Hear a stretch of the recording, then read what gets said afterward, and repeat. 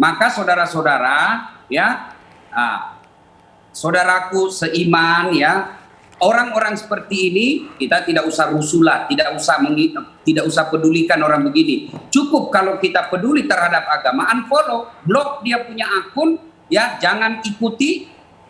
Kita kemudian menghukumnya dengan hukum sosial, hilangkan dia dari media sosial. Kemudian pihak aparat, ya, sebaiknya orang-orang seperti ini perlu mendapat perhatian khusus. Perhatian khusus dalam arti adalah tindakan hukum, ya, mungkin dipanggil untuk ditanya, ya, untuk selebihnya ya orang-orang hukumlah yang tahu. Kemudian bisa juga orang-orang seperti ini diperiksa kesehatan jiwanya. Orang sakit jiwa itu tidak berarti gila. Orang sakit jiwa itu kan ada tingkatan-tingkatannya. Gila itu sudah parah, tetapi orang seperti ini saya yakin ada gangguan jiwa.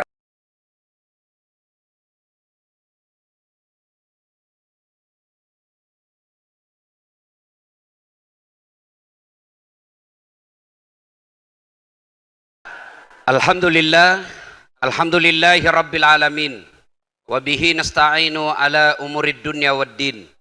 Asyhadu an la ilaha illallah wa asyhadu anna Muhammadan abduhu wa rasuluh.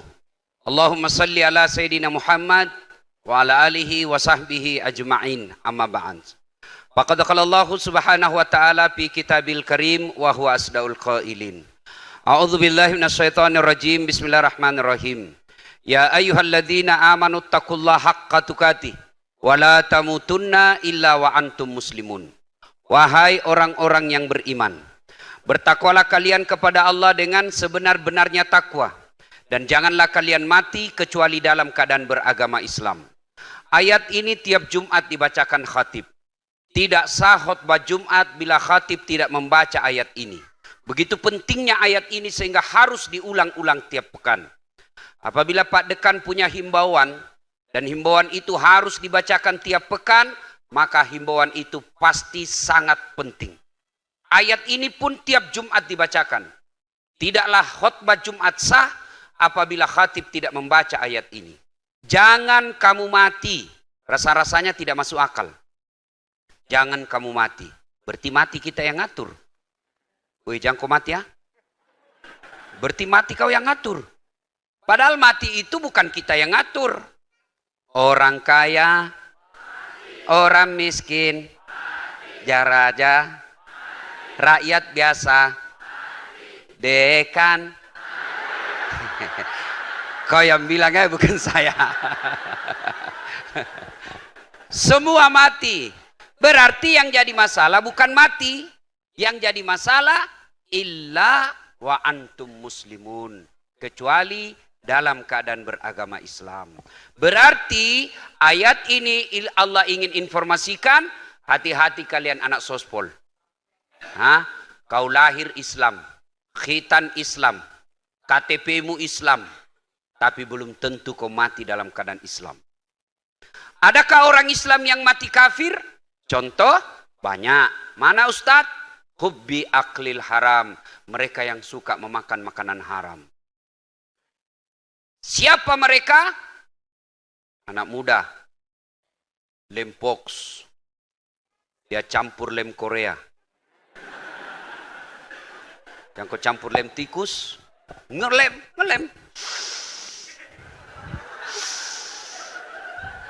Mabuk setengah. Diambil motornya. Bayangkan orang mabuk setengah naik motor.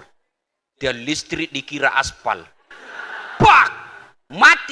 Mati kafir kodongo. Kenapa? Kau lagi teler. Maka anak muda silakan juga dia anak gaul, anak band-band, anak gunung-gunung, anak skater, anak futsal, anak musik-musik, silakan. Tapi jangan dekati yang namanya minuman keras. Vodka, whisky, Jenever, Donald, topi miring. Ya saya baca bos, bukan pengisap. Ya, jangan dekati itu. Kalian dekati itu, hancur otak-otakmu. Itulah targetnya orang-orang tidak senang dengan Islam. Dia masukkan narkoba ke kita, karena negara kita kan mayoritas Muslim. Dan ini sumber daya alamnya banyak. Tahu enggak adik-adik, ini Republik Indonesia, dari Sabang sampai Merauke, kalau diletakkan di atas benua Eropa, tenggelam itu Eropa. Masih ada sisanya Indonesia. Begitu besarnya ini Indonesia. Potensinya luar biasa. Menghancurkan Indonesia. Tidak harus perang fisik. Sudah tidak laku perang fisik. Maka dihancurkan dengan apa? Sejarah Cina perang candu. Dikasih kau narkoba. Akhirnya apa? Teler, mati. Mati generasi muda kita. Gampang kita diinvasi. Ya.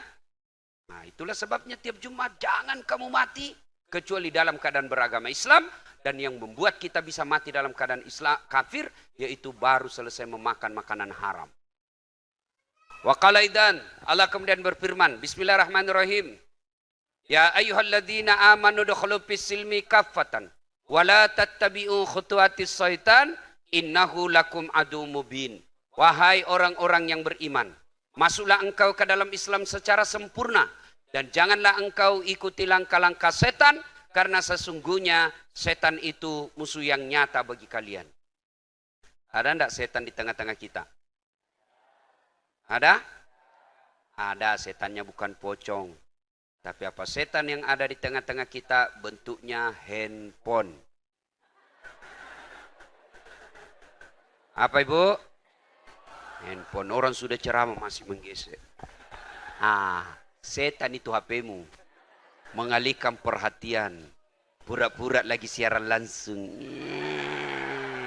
Padahal mau dilihat HP-nya. HP baru. Pret. Simpan dulu HP-nya. Simpan dulu.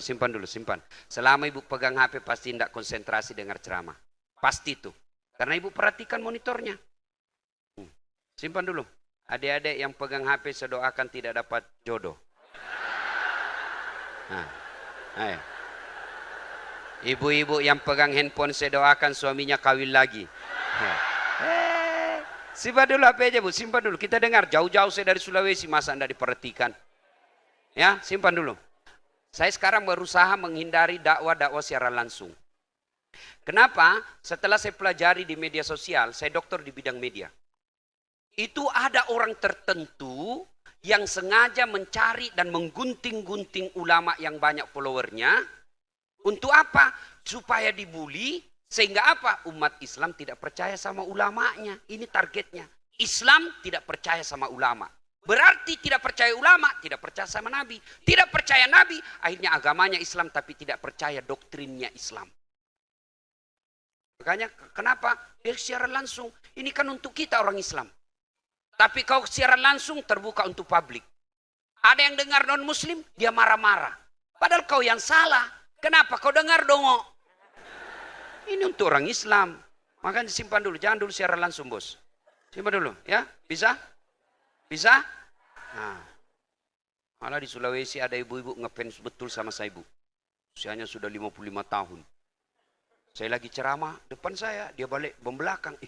Barusannya ada orang saya ceramah dia belakangi saya. Ternyata dia ambil HP-nya selfie. Dia tulis di WhatsApp latar belakang das atlatif. Dia kira saya background. Selesai saya ceramah, ini ibu-ibu 55 tahun ngefans betul sama saya. Selesai ceramah dia kejar saya. Ustaz boleh selfie? Ini yang paling saya tidak suka. Orang capek keringatan disuruh senyum. Sudah, ulang lagi Ustaz. Ulang lagi. Dia ulang dalam hatiku, biar kau ulang 70 kali. Tetap jelek karena mukamu jelek. Ya. Selesai selfie langsung dia bilang, Ustaz dekat-dekat sedikit. Dekat. Ustaz boleh cium? Apa kau mau cium? Haram. Nggak nafsu Ustaz cari barakah. Haram. Kasih mengamuk mama nyecek di rumah. Coba kau masih muda.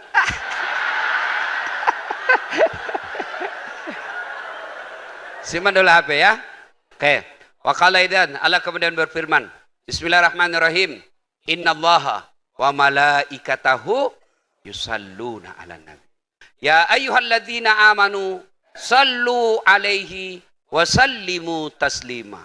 Sesungguhnya Allah dan para malaikatnya bersalawat kepada Rasulullah Muhammad sallallahu alaihi wasallam.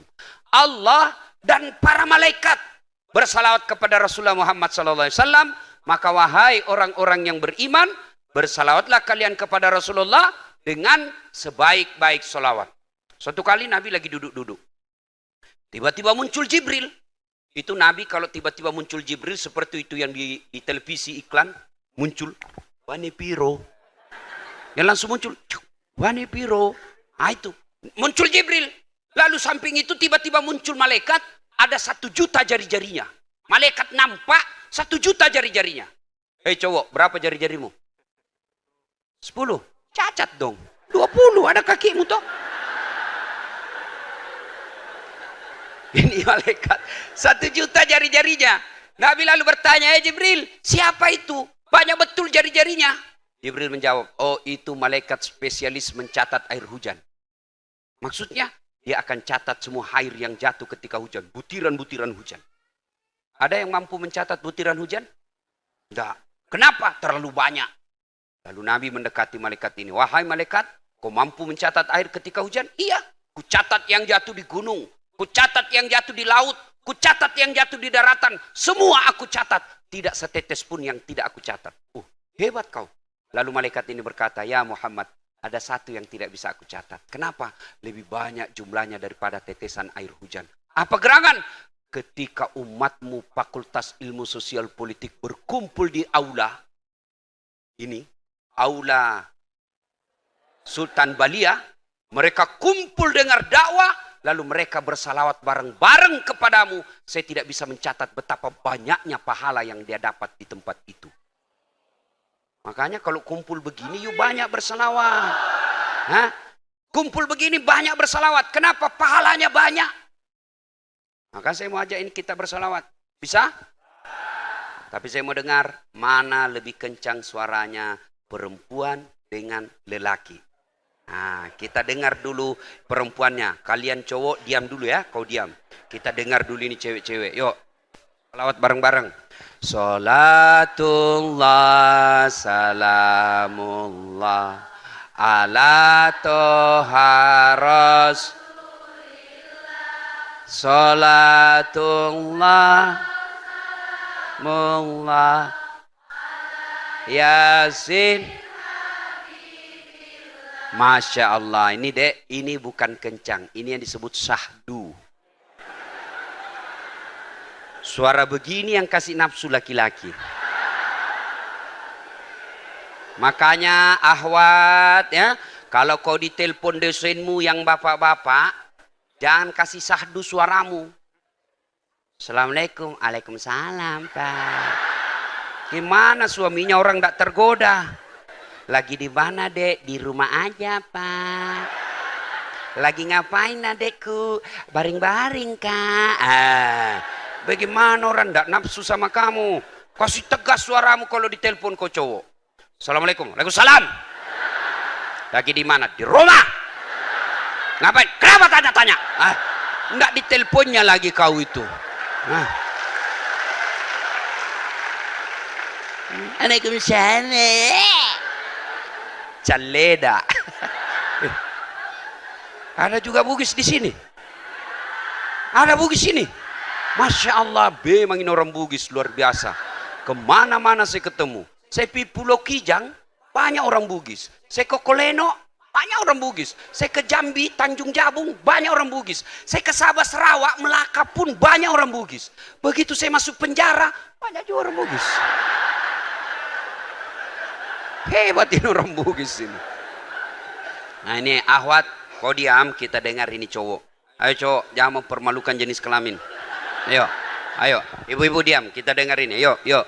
Salatu, salamullah, alat keras, Rasulillah, salatullah, salamullah, ala yasin. Kalau nilai B minus. Semua diam, kita dengar ini di atas.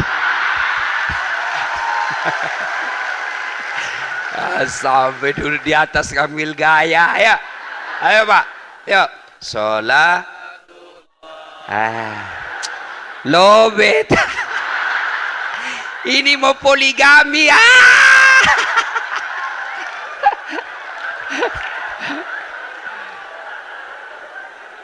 Ayo, bareng-bareng semua, ayo. Salatullah salamullah ala toha. Salatullah salamullah ala yasin.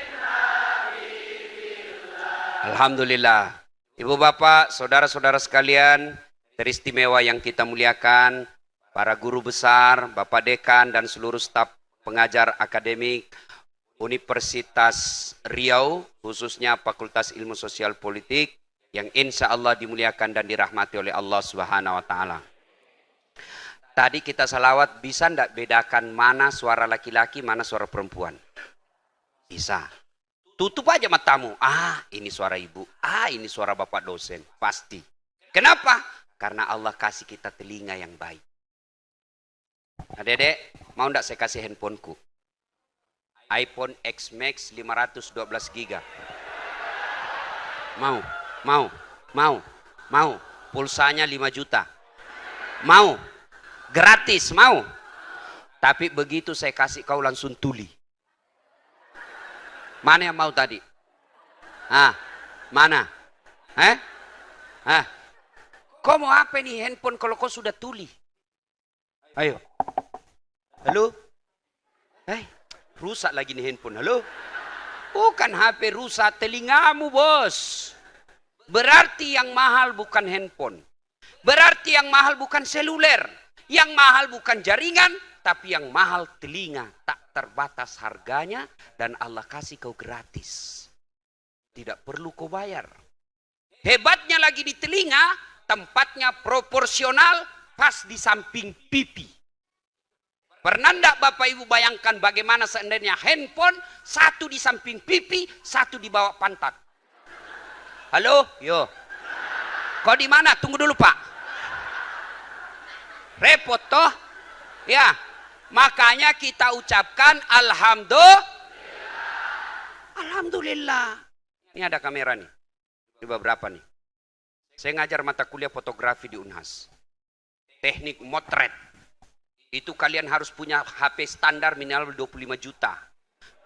Kalian mau ngambil gambar yang jauh, itu harus punya tambahan tele namanya. Itu minimal harga 8 juta. Sudah berapa uang keluar? Kau punya handphone, kau punya kamera, punya tele seperti itu apa cukup? Tidak, kau harus punya ilmu.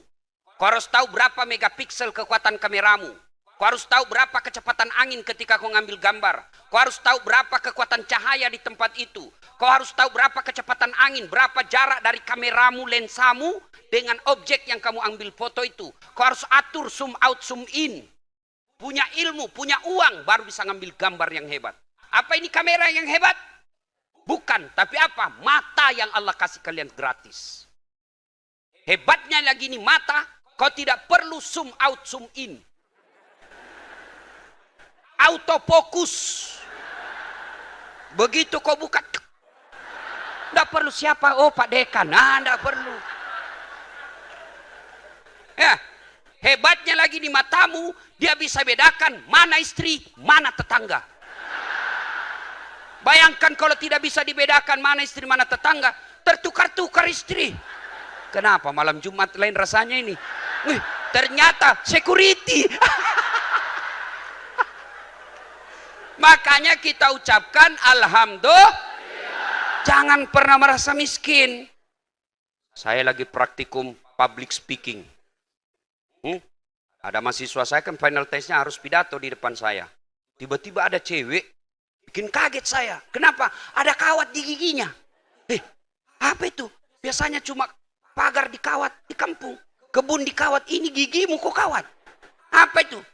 Ustadz enggak gaul. Apa ini dek? Dia bilang behel. Oh. Apa itu? Kawat gigi. Oh, mahal itu dek. Ini 18 juta Ustadz. 18 juta disimpan di giginya. Satu kali umroh loh itu 18 juta.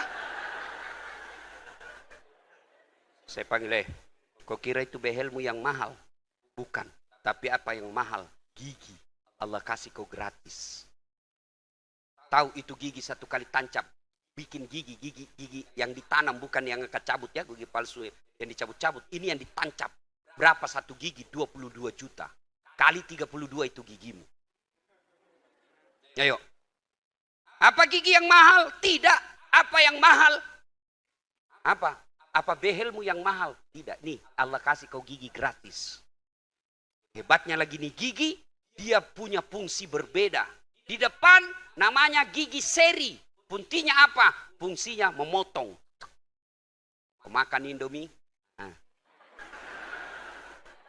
motong. Masuk ke dalam, namanya gigi seri yang taring itu. Gigi taring. Apa fungsinya? Merobek. Makanya kalau kau makan ayam, kau kasih begini. Kau tidak begini. Ay. LGBT.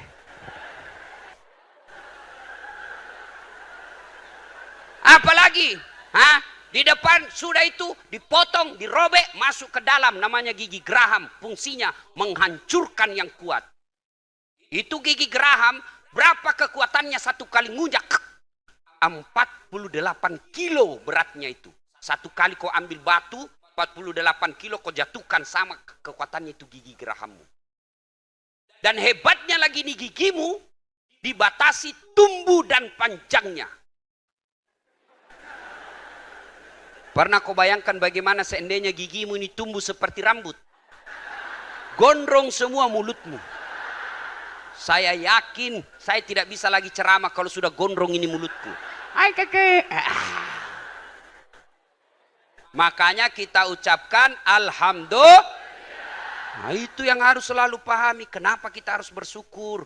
Kenapa kita mengucapkan alhamdulillah? Karena begitu banyak nikmat yang Allah berikan kepada kalian.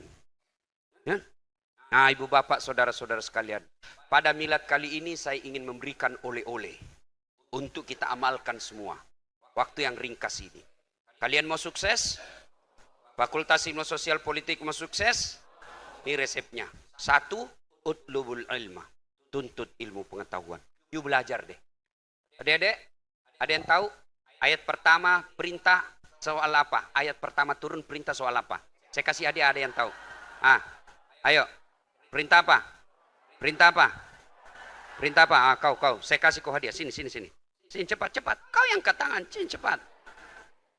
Cepat. Saya kasih kau hadiah hari ini. Sini. Tapi sebelum kau jawab itu ada passwordnya. Passwordnya siapa namanya? Bapaknya Pak Dekan. Jawab. Pak Burhan. Pak Burhan. Benar Pak? Salah. Tapi saya hargai, ini namanya cerdas, kreatif. Jawab saja, belum tentu ini juga tahu. Nah itu, pokoknya kalau kau ditanya, jangan mati akal. Jawab, soal benar atau tidak, urusan belakang. Itu namanya mahasiswa kreatif. Nah, jangan langsung tidak tahu, itu bodoh, itu dongo. Apa ayat pertama turun? Baca dulu. Iqra bismi rabbikal ladzi khalaq. Khalaqal insana min 'alaq. Sudah cukup hadiahmu. Oke, kasih ya. Sudah. Wih, beda rasanya tuang ustadz dengan uang bupati. Ayo, ayat pertama bukan perintah puasa. Ayat pertama bukan perintah haji. Ayat pertama bukan perintah sholat. Tapi ayat pertama tentang perintah ilmu. Iqra, baca segalanya. Baca ilmu aritmatika dengan ilmu, baca ilmu komputer, baca ilmu pemerintahan, baca bioagronomi, baca ilmu komunikasi, baca ilmu apa saja. Silakan. Dengan catatan selanjutnya, bismi rabbikal ladzi khalaq, atas nama Tuhanmu. Kau belajar arkeologi atas nama Tuhanmu. Kau belajar ilmu media atas nama Tuhanmu. Kau belajar ilmu administrasi atas nama Tuhanmu. Kau belajar ilmu pemerintahan atas nama Tuhanmu. Kau belajar ilmu apa saja, catatannya atas nama Tuhanmu. Mana ciri-ciri ilmu yang atas nama Tuhanmu? Apabila kau dalami ilmu, semakin mendekatkan diri kau kepada Allah Subhanahu wa taala. Karena ilmu tanpa iman bukan bermanfaat, malah menghina dirimu sendiri. Mana buktinya? Lihat orang-orang yang ditangkap KPK. Yang korupsi, yang maling, yang pencopet. Bukan orang bego. Tapi orang tinggi sekolahnya, apa dia goblok? Tidak. Tapi karena ilmu yang dia miliki tidak dibarengi dengan iman yang sempurna. Kadek belajar. Saya miskin Ustadz, mana mau sekolah lagi, skripsi aja repot. Kamu miskin tapi Tuhanmu kaya. Kamu miskin tapi Allah tak terbatas punya kekuasaan. Kalau berpikir orang miskin, orang tua tidak sekolah, maka saya tidak akan sampai berdiri di tempat ini. Orang tua saya petani penggarap. Malah waktu saya dulu di kampung, kalau lihat pesawat, saya kejar itu pesawat. Kapal lalu tu, kapal lalu tu. Kapal lalu tu, kapal terbang. Saya bilang dalam hati, bisa gitu saya nanti naik pesawat. Alhamdulillah dengan ilmu yang saya miliki, sekarang capek saya naik pesawat. Hebatnya lagi, bukan saya yang beli. Tiketnya gratis. Makanya waktu Zainal hubungi saya ini, saya bilang hebat juga ini anak mahasiswa. Mau mendatangkan ustadz, harga tiket aja sekarang mahal. Biasanya saya 3-4 orang yang datang untuk kameramen saya supaya bagus di video. Tapi saya sadar mahasiswa tidak ada duitnya, ya sudahlah. Nah, saya dikasih kamar 1, biasanya saya 2. Karena tidak enak 1 kamar laki-laki Pak, nanti dibilang kita LGBT. Nah, saya pesan keluar, tidak usah kau bayar, saya bayar.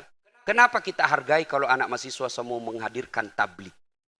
Dan sudah kita hargai. Ya. Bapak, saudara-saudara sekalian, itulah pentingnya ilmu.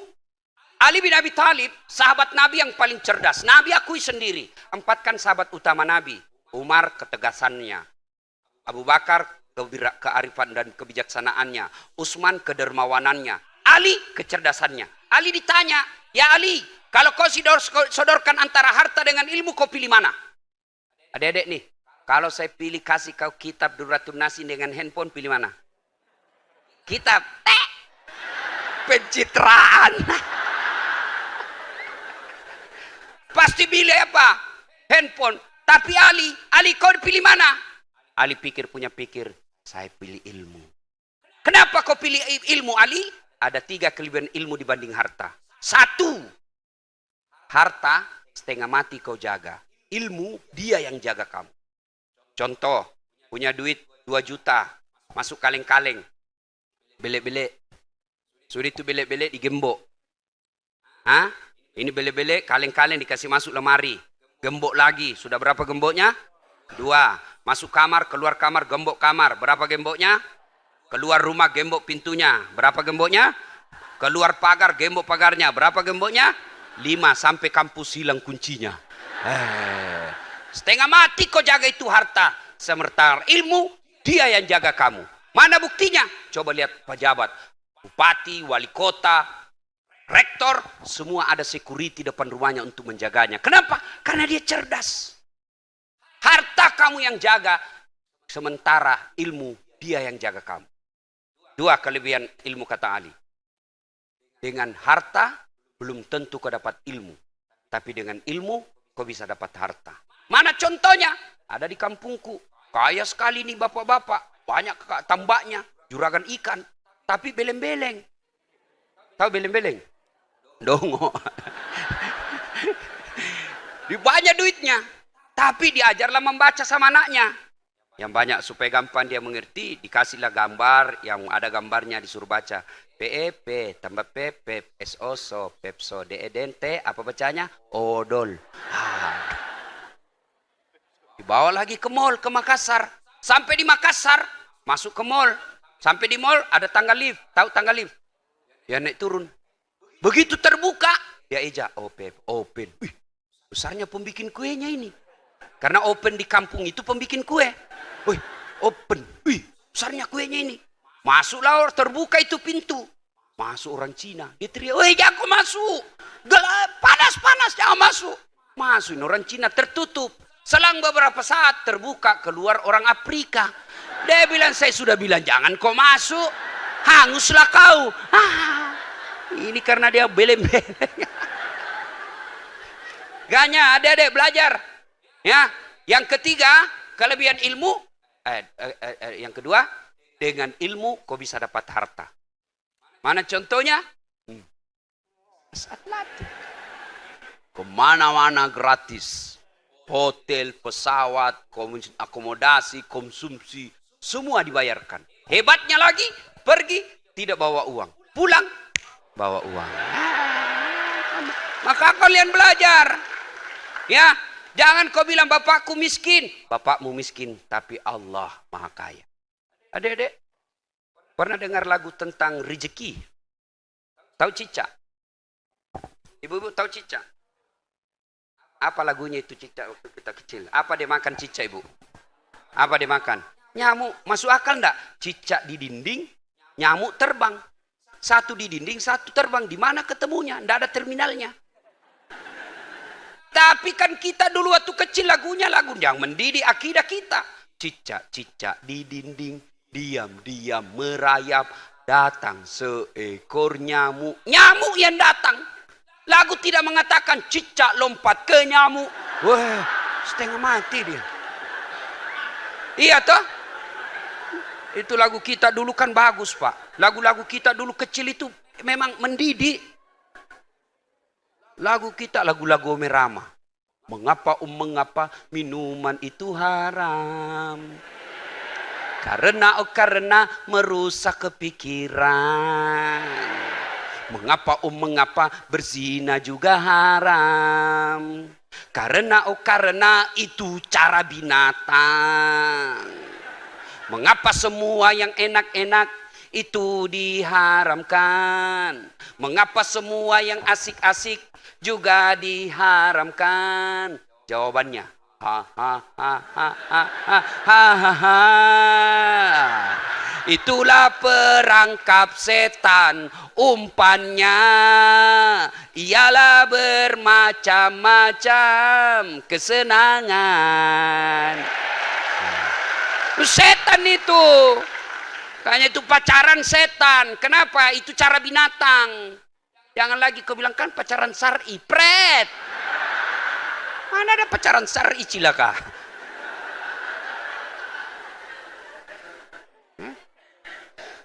Itu lagu kita zaman kecil. Lagunya kita sekarang anak-anak muda apa? Pulang-pulangku berbadan dua. Bagaimana kau ndak hancur dong? Ya, maka adik-adik belajar. Ya. Sayang seribu sayang anak-anak mahasiswa sekarang, budaya literasi mulai ditinggal. Makanya anak-anak kita sekarang cerdas teknologi media, tapi kurang dan dangkal tentang teori-teori klasiknya. Karena tidak mau membaca. Biasanya lebih parah lagi tidak mau menulis. Lebih senang copy paste. Kenapa tahu? Saya tahu karena saya hadapi mahasiswa yang tulis skripsi. La haula wala quwata illa billah. Copy paste saja dia kerja. Gimana kau mau berhadapan dengan orang-orang yang dari luar yang cerdas? Sudah kita kecil, kurang gizi, dongok. Apa kelebihanmu? Ya, kaja belajar. Itulah Imam Ali katakan, saya pilih ilmu. Kenapa? Karena ilmu itu kau bisa dapat harta. Yang ketiga kelebihan ilmu, kata Ali. Harta kau berikan orang berkurang, sementara ilmu kasih orang bertambah. Saya punya duit 5 juta. Saya kasih sahabat saya 2 juta, maka nilai duit saya tinggal 3 juta. Tapi kalau saya tahu Al-Fatihah, saya ajarkan anak TKTPA, Al-Fatihah saya bukan berkurang, bertambah, itu yang disebut amal jariah. Makanya belajar adik-adik sekalian. Silahkan belajar. Betapa pentingnya ilmu pengetahuan ini. Ayat mengabadikan soal ilmu. Yarfa'illahu alladhina amanu minkum walladzina utul ilma darajat. Niscaya Allah mengangkat beberapa derajat di antara kalian. Orang yang beriman dan berilmu pengetahuan. Sehingga filosof bule mengatakan, knowledge is the best belong. Ilmu pengetahuan adalah harta yang sangat berharga sepanjang zaman. Ini yang memotivasi saya. Sehingga saya sekolah terus. Hampir hidup saya habis untuk sekolah. Hanya gelar saya itu kan terlalu panjang. Seperti Pak Rektor yang disebut tadi MC itu masih kurang 1. Nah, ada doktornya, ada SOS-nya, ada SAG-nya, ada MSI-nya, ada PSD-nya. Terakhir nanti almarhum.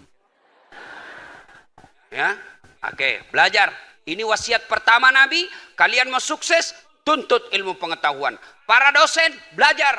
Sudah tidak saatnya kita hanya copy paste. Ya, kita digaji oleh negara untuk mencerdaskan kehidupan bangsa.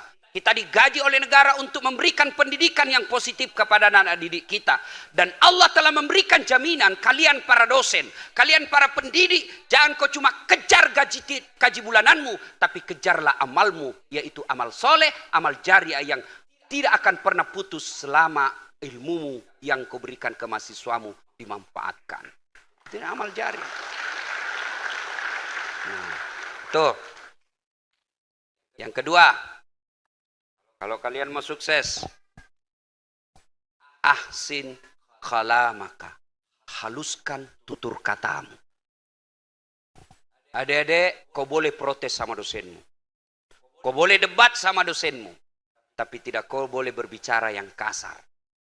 Ibu bapak dosen, bagaimana anak-anak kita mau baik akhlaknya kalau kita sendiri kadang-kala memberikan contoh bahasa yang kasar kepada anak-anak kita. Paling gampang lah. Adik-adik tidak boleh merokok. Awas kalau ada merokok. 10 menit kemudian, tolong kau belikan rokok saya. Saya, kalau anak mahasiswa saya terlambat, sebelum ada namanya kontrak kuliah. Adik-adik, ini menurut jadwal kita masuk jam 8, pukul 8.00 pagi sampai pukul 10.15. Tapi ini sepertinya pukul 8 kalian masih sibuk. Belum bisa sampai di kelas. Kita kasih batas toleran pukul 8.30. Bagaimana? Setuju? Setuju Pak. Anda boleh dilanggar ya? Oke. Siapa yang terlambat sampai 8.30 tidak boleh masuk. Saya mengajar, tiba-tiba ada yang terlambat. Assalamualaikum Ustaz. Waalaikumsalam. Jam berapa dek? Jam 8.45 Ustaz. Oh jam berapa mestinya masuk? 8.30 Ustaz. Berarti bagaimana ini? Sudah lewat saya 15 menit Ustaz. Apa kesepakatannya? Tidak boleh masuk. Duduk saya di luar deh. Minggu depan lagi kau masuk kita ketemu. Kalau kau mau ketemu sama saya, selesai ngajar, kita bincang di luar. Tenang perasaannya. Ya, sanksi tetap ditegakkan, hukuman tetap ditegakkan, tapi tidak melanggar etika berbicara. Coba kalau kita, terlambat lagi dongok memang kau pergi ke situ. Betul dia keluar, pas keluar dia kasih kempes sama mobil kita, hancur. Maka jangan sampai kita para pendidik ini kasar ngomongnya. Transfer ilmu itu baru paling efektif adalah dakwah dengan contoh keteladanan. Nabi efektif dakwanya bukan bilisan, tapi lebih kepada keteladanan. Maka Bapak Ibu dosen, mari ajari anak-anak kita dengan berbicara yang lembut. Ya, anak-anak sekarang mahasiswa kalau demo kan kasar-kasar ngomongnya. Kurang ajar. Binatang semua yang ada di gedung ini. Berarti kau juga binatang. Jangan, bicaralah yang lembut. Boleh keras tapi tidak kasar. Boleh kencang suaranya tapi tidak kurang ajar. Ya, kenapa? Orang menilai kita dari tutur katanya.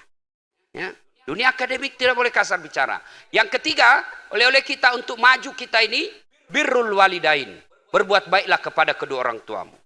Tidak ada kesuksesan bagi anak yang kurang ajar kepada kedua orang tuanya. Pun tidak ada rahmat darinya bagi anak yang kurang ajar kepada orang tuanya. Adik-adik sekarang heran. Anak-anak lebih sopan kepada cowoknya daripada kepada bapaknya. Mana buktinya? Kau mau bukti? Angkat HP-mu. Angkat. Siapa foto wallpapermu siapa?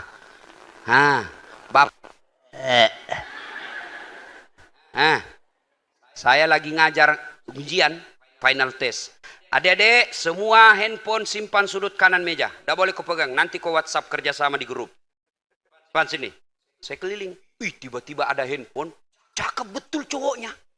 Saya lihat, enggak imbang, ceweknya jelek. Ya kan? Putih bersih cowoknya kan. Saya tanya, Dek, cakep betul cowokmu. Ustadz tidak gaul, bukan cowokku itu. Siapa ini, Dek? Lee Min Ho. Oh? Siapa pula itu Lee Min Ho? Artis Korea, Ustadz. Dia kenal kau, Dek? Tidak, Ustadz. Kau pernah di miss call? Ya, Ustadz. Pernah dikirimi pulsa? Tidak. Ganti itu. Masa itu? Ganti bapakmu. Bapakmu simpan situ. Ini si cowok tidak pernah kau dikenal. Masa? Ganti pun. Tunggu dulu, Ustadz. carilah foto bapaknya. Hai, sudah terhapus Ustaz. Aduh, pantas 4 tahun kau kuliah jadi sarjana pengangguran. Kenapa? Karena kau tidak tahu sopan santun kepada orang tua. Adek-adek, kau mau pergi kuliah cium tangan apa tidak?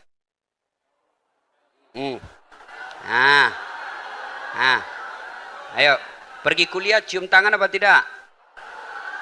Ayo, kalau kau pulanglah. Kau cium tangan apa tidak? Cium tangan itu kalau bapak ibu pas saya ibu saya pegang dua-dua begini. Nih, ini dulu saya cium. Baru bawanya 2 kali. Itu namanya cium tangan yang diajarkan ulama. Kamu tidak. Ya, Mak. Ya, Mak. Bukan cium tangan itu dong, kok.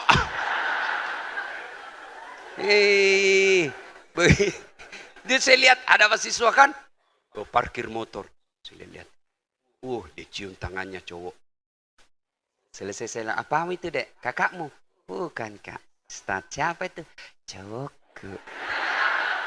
Kenapa kau cium tangannya? Baik kak Ustaz, kita antar jemput kak. Aku bilang ada maunya dong. Coba, cewek, muliakan orang tuamu. Insya Allah hidupmu bahagia. Allah tidak minta kau terlalu cerdas untuk bahagia. Tidak. Allah cuma minta ridha Allah fi ridal walidain, suktillah fi suktil walidain. Ridanya Allah tergantung ridanya kedua orang tuamu, murkanya Allah tergantung murkanya kedua orang tuamu. Mana aplikasinya Ustaz? 1, jangan pernah kau tinggalkan rumahmu tanpa ridha dan restu orang tuamu. Itu prakteknya itu. Kan kita sudah semua tahu, harus muliakan orang tua. Betul, itu definisi konsepnya. Mana definisi operasionalnya? Definisi operasionalnya yang terukur konkret mana? Jangan pernah kau keluar rumah tanpa ridha izin orang tuamu. Orang tua aku jauh Ustaz, saya ngekos di sini, telepon. Mak, saya mau pergi kuliah dulu. Doakan saya selamat, Mak. Saya dapat apa yang saya cari. Mudah-mudahan langkah-langkah saya menjadi ibadah di sisi Allah. Begitu ibu mengatakan amin ya rabbal alamin, arasnya Allah bergetar menerima doanya ibu. Tapi kalau mau pergi kuliah bukan ibu mau ke telepon, cowok. Kak, pergi kuliah dulu ya. Pakai payung sayang. Iya kak. Tapi hati-hati, terserah kakak aja deh. Beleng-beleng. Tahu beleng-beleng? Kau lah itu. Ayo. Jangan. Kalian juga cowok, jangan bodoh-bodoh cowokmu, cewekmu. Ya. Cowok cewek, dengar ini. Terutama ini cewek. Kalau ada cowokmu sudah 2 tahun kau dipacari, tidak dilamar-lamar, berhenti kau. Motor aja dicicil 1 tahun sudah lunas. Masa kau dipacari malam minggu modal 10.000? Roti 1, Coca-Cola sebotol, autan 2. Untuk banyak. Dongo. Ayo, muliakan orang tua. Umar bin Khattab pernah suatu ketika bertanya kepada Nabi, ya Rasulullah, saya tahu saya tidak mungkin bisa melihat wajah Allah di dunia, tapi saya mau tahu gimana supaya Allah tersenyum kepadaku. Nabi bersabda, buatlah ibu bapakmu tersenyum, maka Allah pasti tersenyum kepadamu. Adik-adik, kalian kalau mau sukses sudahlah, tidak usah kau cari muka sama wali kota, tidak usah cari muka sama gubernur, kepala dinas pendidikan, tidak usah kau cari muka sama orang tuamu. Kalau orang tuamu sudah berkah, insya Allah hidupmu akan sempurna. Saya bisa bicara begini karena itu yang saya praktekkan. Jarang-jarang orang bisa seperti saya. Bukan mau takabur, ini motivasi buat kalian semua. Kalau kau muliakan orang tuamu, insya Allah. Sampai detik ini, itu ibu saya anggap keramat hidup. Meskipun sekolah tidak ada. Tapi setiap ada sesuatu yang saya mau putuskan, saya pasti tanya. Mak, menurut yang paling susah kalau saya telepon pagi-pagi, di mana lah kau bahasa Bugis?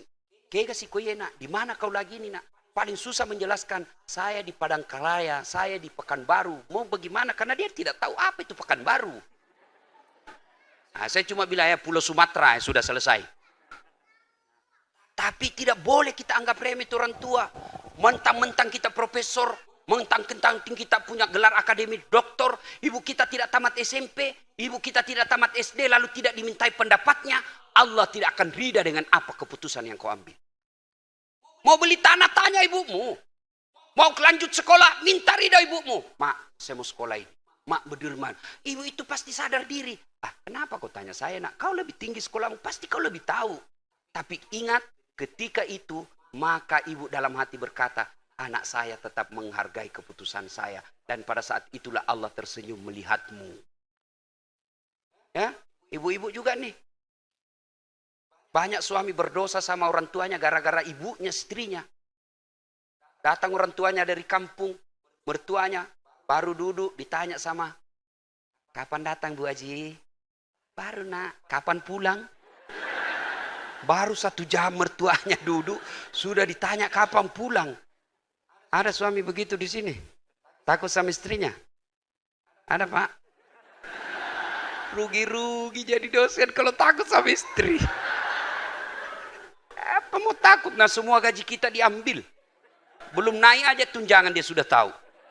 Sekongkol dengan bendahara. Semua gaji kita diambil, masa mau takut sama istri? Orang bilang, Ustaz dia takut sama istri. Ngapain saya mau takut sama istriku? Cuma istriku lebih berani dari saya. Dia marah Ustaz. Ngapain? Kenapa kalau dia marah? Ngamuk dia Ustaz. Biar aja dia ngamuk. Dia kasih pecah piring, kasih pecah 1 lusin. Dia kasih pecah televisi. Alhamdulillah kita tidak bayar listrik mahal-mahal. Ya kasih pecah sendok, kasih pecah semua. Kenapa? Piring boleh dibeli. Harga diri sebagai suami tidak boleh diinjak-injak istri. Takbir!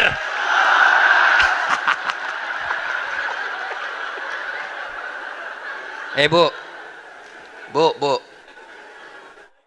Ada yang kadang curhat sama saya, Ustaz. Kenapa itu suami saya serumah dengan mertua saya, Ustaz? Mertua saya ikut sama saya, Ustaz. Tapi kenapa itu suami saya lebih sayang sama ibunya daripada saya istrinya? Saya bilang, Bu, ibu sadar, jangan ngomong gitu. Mestinya ibu katakan, Alhamdulillah suami saya sayang sama ibunya. Kenapa? Mudah-mudahan anak yang ibu lahirkan punya sifat seperti suamimu. Meskipun ibu sudah pensiun, sudah tua, anakmu masih ngurus kamu. Tak gampang itu jadi istri, Bu. Tak gampang juga jadi suami. Apa gampang? Apa susah jadi suami? Kenapa susah, Ustaz? Ibu ditanggung dunia sampai akhirat. Maksudnya apa? Ibu dipikirkan di dunia. Bagaimana supaya bisa beli berlian. Bagaimana supaya bisa ber-AC kamarnya. Bagaimana supaya bisa beli baju tiap bulan supaya dihormati kalau pulang kampung. Bagaimana dibelikan mobil supaya kulitmu tidak rusak. Itu dipikir sama suamimu. Mana ada pernah ibu-ibu bagaimana supaya suamiku beli krokodil? Enggak pernah ibu pikir begitu. Bukan cuma di dunia, di akhirat pun ibu dipikir. Maksudnya apa? Suami kalau istrinya tidak baik agamanya, suaminya bagus agamanya, penghafal Quran, penceramah, tapi istrinya durjana, suaminya masuk ke dalam neraka teman istrinya. Beda perempuan. Ibu tidak nanggung dosanya ini depan. Tidak. Ibu tidak nanggung dosanya. Ibu baik agamanya, suaminya tukang tipu, koruptor, tidak sholat, tidak puasa. Tadahulul jannati bisalam, kata Nabi. Bu, tidak usah cemas. Itu 7 pintu surga, pilih mana kau mau masuk. Tidak ada urusan dengan suamimu. Hanya jangan suka marah-marah. Ngomel aja kerjanya. Gimana kita mau betah di rumah? Baik kalau dia cantik. Kita mau tidur baca proposal lah. Bu, capek skripsi tadi 3 dibaca. Ibu boleh jadi dosen, itu amal jariah. Tapi jangan sampai gara-gara dosen ibu telantarkan kewajibannya kepada suami. Tidak ada gunanya itu di hadapan Allah. Ibu boleh jadi dosen sampai sekolah ke luar negeri. Boleh, tidak, agama tidak melarang. Tapi jangan sampai melalaikan tugasnya kepada suaminya. Kalau ibu melalaikan tugas kepada suami, di hadapan Allah ibu tidak ada nilainya. Tidak ada gunanya. Ya? Maka ibu-ibu dulu kan hebat. Tidak ada sekolahnya, tapi anaknya bisa jadi profesor. 4-12 anaknya bisa bergelar baik anak-anak. Sekarang heran kita lihat ibu-ibu, 2 anaknya tidak bisa dididik. Padahal ibu bapaknya profesor doktor. Anaknya 1 yang cewek pengisap, yang cowok pengedar. Hancur. Nah ini siapa yang gagal? Ibunya. Kenapa anak-anak kita sekarang banyak kurang ajar? Karena ibu gagal mendidik anak. Ibu gagal mendidik anak. Kenapa banyak koruptor? Karena ibu gagal mendidik anak. Kami laki-laki tugasnya cari nafkah. Gimana anak saya bisa beli baju? Gimana anak saya bisa sekolah tinggi-tinggi biayanya? Itu tugasnya suami. Tapi mendidik tugasnya ibu. Ketika ada anak gadis tidak pakai jilbab, tidak sholat, ibunya dulu dicari di akhirat. Mana ibunya ini? Jika ada anak tidak sekolah karena dia miskin, bapaknya yang dicari di akhirat. Mana bapaknya ini? Kok bisa terlantar? Ibu-ibu, didik anak. Gimana cara mendidik anak? Silahkan kau baca riset psikologi pendidikan. Riset metode mendidik anak, silahkan. Tapi sesat ketika meninggalkan Quran mendidik anak. Gimana cara mendidik anak? Buka Quran. Surah Luqman ayat 16 dan seterusnya. Ya budaya, la tusyrik billah. Wahai anakku, jangan kau menserikatkan Allah. Itu dulu yang dididik kepada anak-anak kita. Termasuk anak-anak mahasiswa kita. Apa yang banyak merusak anak-anak mahasiswa kita akidahnya sekarang? Apa? Lembaga riset. Mereka lebih percaya kepada survei daripada takdirnya kepada Allah. Ajarkan kepada anak-anak kita. Akidahnya diperbaiki. Ibu-ibu dulu tidak tinggi sekolahnya. Tapi diajarkan lagu-lagu Islami kepada anaknya. Saya masih kecil tuh sudah tahu sejarah Nabi melalui lagu ibu saya. Sambil nyuci piring dia nyanyi.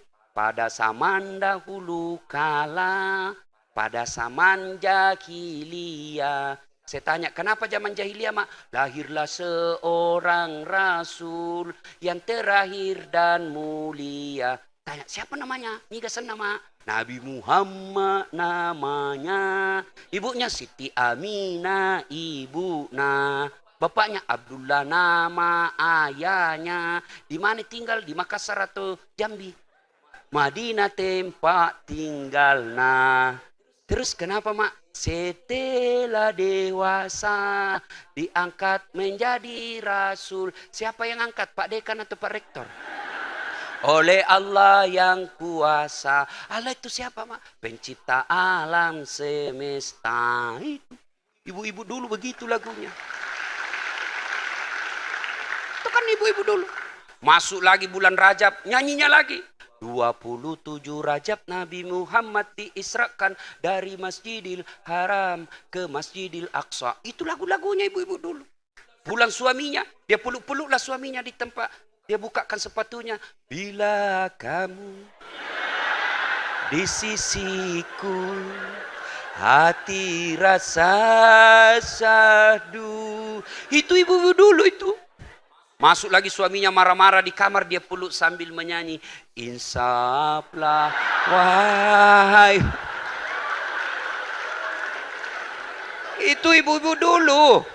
Sekarang ibu-ibu milenial tinggi sekolahnya apa lagunya? Yo ayo, yo ayo, yo ayo. Apa yo? Ayo apa? Ayo poligami. Olahraga di depan fakultas campur-campur laki-laki sama perempuan. Hah? Olahraga dilarang tidak, tapi jangan campur laki perempuan. Campurlah dia di depannya. Ibu-ibu di depan, roknya sempit, bajunya sempit. Bapak-bapak di belakang, ibu-ibu di depan. 1, 2. Bapak-bapak di belakang. 3. Bagaimana anda hancur ibu-ibu zaman sekarang? Hah? Agustusan, hah? Ada saya lihat di situ di fakultas tadi lomba poco-poco. Boleh, tapi jangan ada laki-laki di depannya. Hah? Naiklah ke panggung, putar ke kiri, nona, putarlah ke kiri. Dongo. Tahu dongo? Bele-bele. Astagfirullah. Ya, didik dengan lagu, ibu. Anak-anak dari kecil kan anak-anak senang lagu. Maka didik anakmu dengan lagu. Topi saya bundar, ganti itu.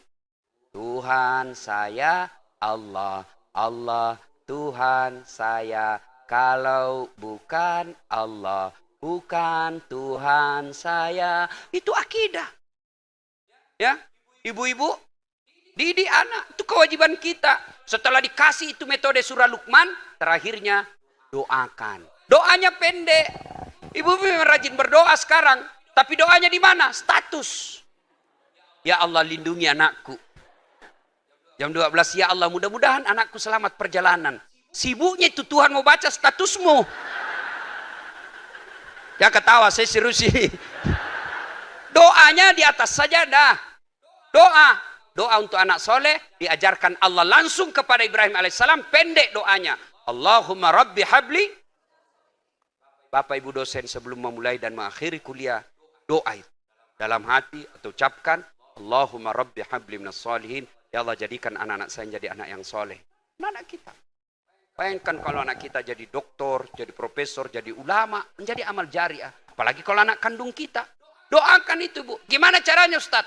Anak ibu mau disuap mau makan. Ayo nak. Rabbi habli minas solihin. Hah? Dibangunkan pagi-pagi, bisik telinganya. Rabbi habli minas solihin. Ayo nak, bangun. Mau pergi sekolah dekat, bisik telinganya. Allahumma rabbi habli minas solihin. Apa sih, Mak? Habli minas solihin. Saya doakan kau nak, supaya kau jadi anak yang soleh. Sampai di kampus diajak bolos sama temannya. Hai bolos. Enggak, ibu saya tadi doakan saya anak soleh. Ada kemanakan saya, Bu. Sudah mau masuk maghrib, masih main futsal. Oi, sudah. Atur. Ayo ke masjid berjamaah sama Om. Sedikit lagi, Om. Tungguilah. Azan maghrib, masih main bola. Terpaksa Ustaz Dasat masuk lapangan. Saya bisik telinganya. Allahumma rabbi habli minas salihin. Langsung menangis. Heran sama orang lihat. Jagonya Pak Ustaz. Dia bisik kemenakannya menangis. Dia tidak tahu telinganya saya bisik dibawa menjepit.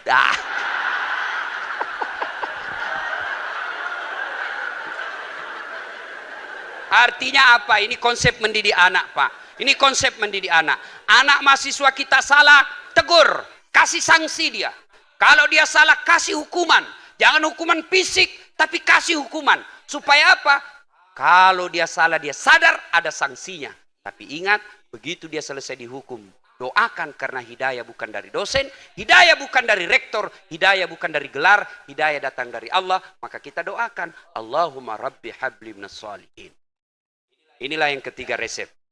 Yang pamungkas banyak sebenarnya, tapi waktu yang terbatas. Yang keempat, aqimis shalah. Dirikan sholat. Tidak ada semua gunanya gelar akademik. Tidak ada semua pangkat akademik. Tidak ada semua harta kekayaan. Tidak ada gunanya. Ketika di hadapan Allah kau tidak pernah ruku. Al-mutakhabilu bis sholah. Menganggap enteng sholat. Mana ini masuk menganggap enteng sholat? Mereka yang sudah tahu sholat 5 waktu wajib. Mereka yang sudah tahu meninggalkan sholat itu dosa, tapi mereka tidak sholat seolah-olah tidak ada dosanya. Ini kan banyak. Dia takut betul ngambil sandalnya orang. Takut betul dia cium anak gadis. Takut betul dia bersinah. Tapi ketika dia tidak sholat sehari semalam, dia tidak pernah merasa berdosa. Inilah puncak dosa yang paling besar. Ayo. Adik-adik, akhwat. Kadangkala apa penyebab ini ibu-ibu banyak tidak sholat? Gara-gara apa? Satu, make up. Mukanya dia kira tembok. Coklat, biru, abu-abu, krem. Cewek, kecantikan ini yang kamu bleaching, kasih bedak pemutih, mukanya putih, lehernya hitam. Hah? Kau mati, ini bagiannya apa? Cacing tanah. Allah tidak nilai kecantikan. Yang Allah nilai, bittaqwa, takwamu kepada Allah. Ciri-cirinya, perbaiki sholat. Cowok, kalau mau cari calon istri yang baik, lihat sholatnya. Cewek, kalau mau cari calon imam yang baik, lihat sholatnya. Jangan selalu update status, semoga dapat jodoh yang bisa menjadi imam dalam sholatku. Baru ke tempat bergaulmu mall. Pagi-pagi update status, OTW jogging. Tengah hari OTW mall nonton bareng. Sore lagi OTW yoga. Malam mau tidur update status. Semoga dapat suami yang bisa jadi imamku. Di mana kau mau dapat? Kau selalu di mall, tempat dugem. Yang bisa itu OTW pengajian Al-Markas Al-Islam. Siang lagi sholat berjamaah masjid kampus. Insya Allah kau dapat penghafal Quran itu. Ya, lihat itu cowok. Kalau dia baik agamanya, baik sholatnya, aman. Tapi kalau tidak baik sholatnya, yang kau percaya. Tuhannya jadi tipu. Apalagi kamu. Jangan kau percaya itu foto-foto cantik ini. Kamu plase. Ya. Cowok. Jangan kau lihat percaya itu foto-foto cewek. Sekarang banyak cewek berkeliaran palsu.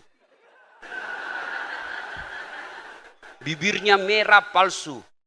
Rambutnya panjang palsu disambung. Alisnya panjang palsu. Biru matanya palsu. Pantatnya gabus. Semua palsu. Begitu dilihat aslinya, hancur. Ternyata kamera 360.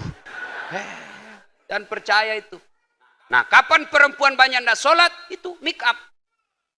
Yang kedua, jilbab. Saya justru tidak berkeyakinan orang ini sebagai public figure. Ya, namanya public figure itu yang patut untuk dicontoh. Dia justru adalah pengadu figur. Ya, figur kegaduhan. Ya, dia bukan public figure, tapi dia public kegaduhan.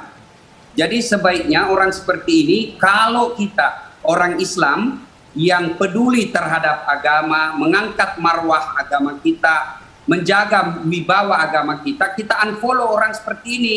Kita jangan mengikuti akunnya, kita blok. Supaya apa? Dia tidak memicu kegaduhan. Alhamdulillah, kita ini sudah bersyukur kepada Allah, COVID sudah mulai mereda. COVID sudah bisa membuat kita agak tenang. Tiba lagi ada isu, ada konten-konten seperti ini. Saya yakin orang-orang seperti ini bikin konten gila seperti ini hanya mencari popularitas. Barangkali dari segi kreativitas positif, aktingnya sudah mulai pudar, kemudian popularitasnya mulai pudar, tidak punya kreativitas yang positif, akhirnya cari yang negatif supaya kembali terangkat popularitasnya. Ada pepatah Arab mengatakan, kalau kau mau terkenal, kencingi sumur Zamzam. Ya memang kalau pasti kau terkenal satu dunia kalau mengencingi sumur Zamzam, tapi terkenalmu adalah terkenal dalam hal negatif. Maka saudara-saudara, ya, saudaraku seiman, ya, orang-orang seperti ini kita tidak usah rusulah, tidak usah pedulikan orang begini. Cukup kalau kita peduli terhadap agama, unfollow, blok dia punya akun, ya, jangan ikuti. Kita kemudian menghukumnya dengan hukum sosial, hilangkan dia dari media sosial. Kemudian pihak aparat, ya, sebaiknya orang-orang seperti ini perlu mendapat perhatian khusus. Perhatian khusus dalam arti adalah tindakan hukum, ya, mungkin dipanggil untuk ditanya, ya, untuk selebihnya ya orang-orang hukumlah yang tahu. Kemudian bisa juga orang-orang seperti ini diperiksa kesehatan jiwanya, ya. Orang sakit jiwa itu tidak berarti gila. Orang sakit jiwa itu kan ada tingkatan-tingkatannya. Gila itu sudah parah, tetapi orang seperti ini saya yakin ada gangguan jiwa karena selalu menganggap hiburan, selalu mencari popularitas dari hal-hal negatif. Itu kan abnormal namanya. Ya, saya doakan mudah-mudahan orang seperti ini mendapat hidayah dari Allah sehingga dia bisa, kalaupun nanti akan wafatnya dia sudah mendapat hidayah dari Allah Subhanahu wa taala. Auzubillahi min dzalik. Hanya juga perempuan tidak sholat gara-gara jilbab. Jilbab sakaratil maut. 3 lapis, kuning, biru, abu-abu, dikasih miring lagi sedikit sini. Ada kayak pohon-pohon di belakangnya. Dia ikat ada kalinya, dia kasih bunga kembang-kembang, jalan susah lah dia goyang. Beleng-beleng. Ya, apalagi perempuan banyak tidak sholat, selesai haid. 5 hari haid, dia tambah 2 hari. Dia bilang suaminya, kenapa belum sholat ibu? Biasanya cuma 5 hari. Orang belum bersih. Bohong, apa mau saya kasih lihat kau? Apa mau dikasih lihat? Nah, ini yang cowok, kapan banyak tidak sholat? Kalau nonton bola, jam 2 pertunjukan. Masih seri perpanjangan waktu. Masih seri adu penalti.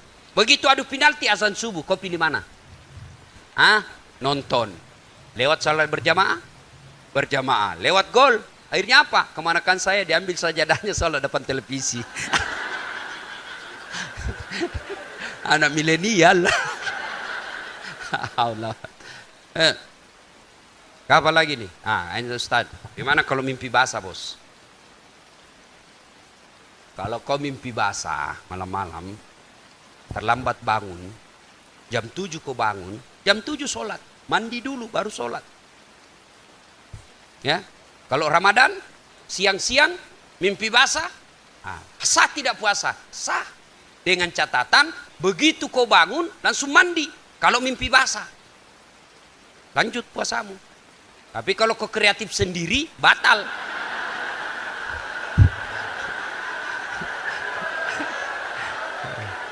Makanya menikah kok cepat.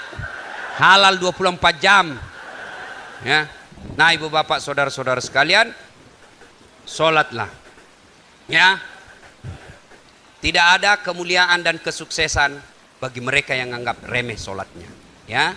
Insya Allah sholatmu baik, Allah yang ngurus selesaikan itu masalahmu. Adik-adik ada enggak di sini yang tidak punya masalah? Ada di sini tidak punya masalah?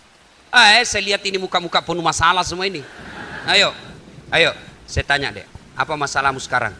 Mau nulis skripsi. Sudah selesai skripsimu, selesai masalahmu? Tidak. Mau wisuda. Sudah wisuda, selesai masalahmu? Tidak. Mau punya kerja. Punya kerja, selesai masalahmu? Tidak. Mau jadi kepala bagian. Sudah jadi kepala bagian, selesai masalahmu? Tidak. Mau jadi kepala dinas. Sudah kepala dinas, selesai masalahnya? Tidak. Mau jadi sekda. Sudah jadi sekda, selesai masalahnya? Tidak. Mau jadi bupati. Sudah jadi bupati, selesai masalahnya? Tidak. Mau 2 periode.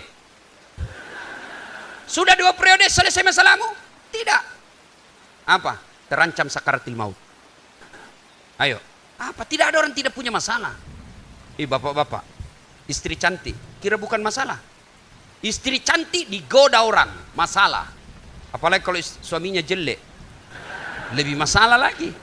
Berarti bagus kalau suami istri jelek dihina teman, kita lagi yang malu jalan sama dia.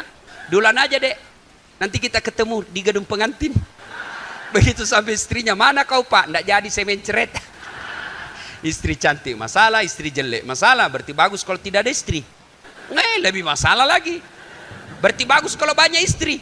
Lebih masalah lagi. Ditelepon kau temanmu, cepat kau di sini istri keduamu sama istri ketiga bertengkar tarik rambut di pasar. Coba pak. Ada masalah istri, ada masalah tidak ada istri, masalah, semua masalah. Ayo, semua orang punya masalah. Pak Dekan ada masalah, ibu dosen ada masalah, ustadz ada masalah.